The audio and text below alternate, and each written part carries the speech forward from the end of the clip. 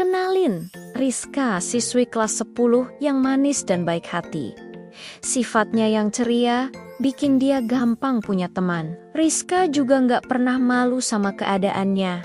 Bahkan, sering banget dapat titipan makanan dari orang tua teman-temannya. Kata mendiang ibunya dulu, rezeki jangan ditolak. Tapi, nggak semua orang suka sama Rizka.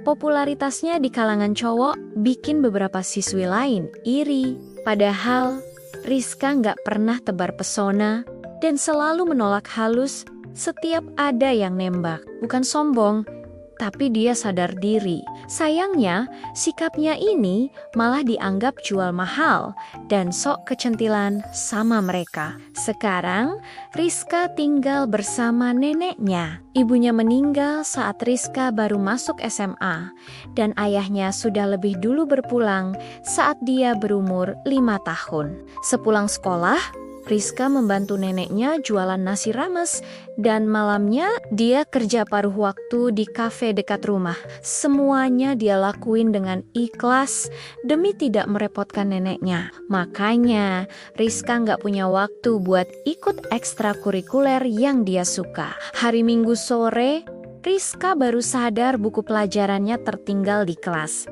Padahal tugasnya harus dikumpul besok. Buru-buru, dia minta izin neneknya buat ke sekolah.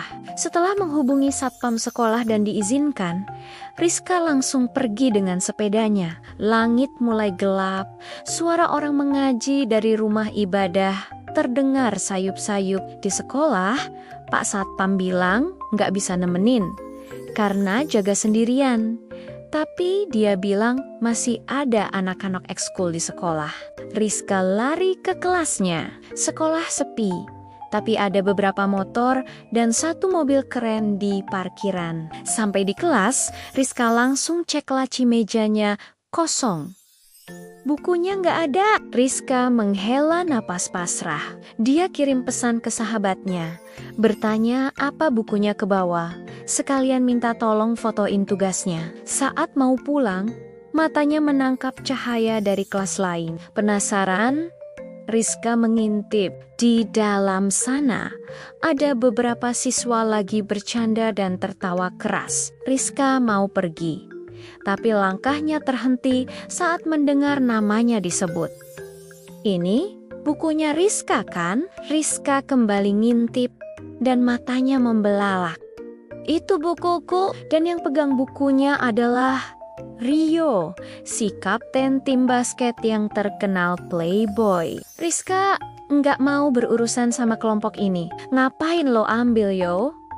Balikin Gi, nanti yang punya nyari, kata teman Rio dalam hati. Rizka teriak, emang lagi aku cari. Rio malah terkekeh. Biar ada alasan ngobrol, susah banget anak itu didekatin.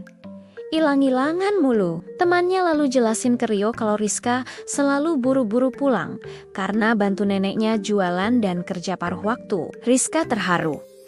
Ternyata ada yang tahu kisahnya. Rizka melirik Rio, penasaran dengan reaksi cowok itu. Dan Rizka kaget setengah mati. Cowok itu matanya basah. Rio menangis.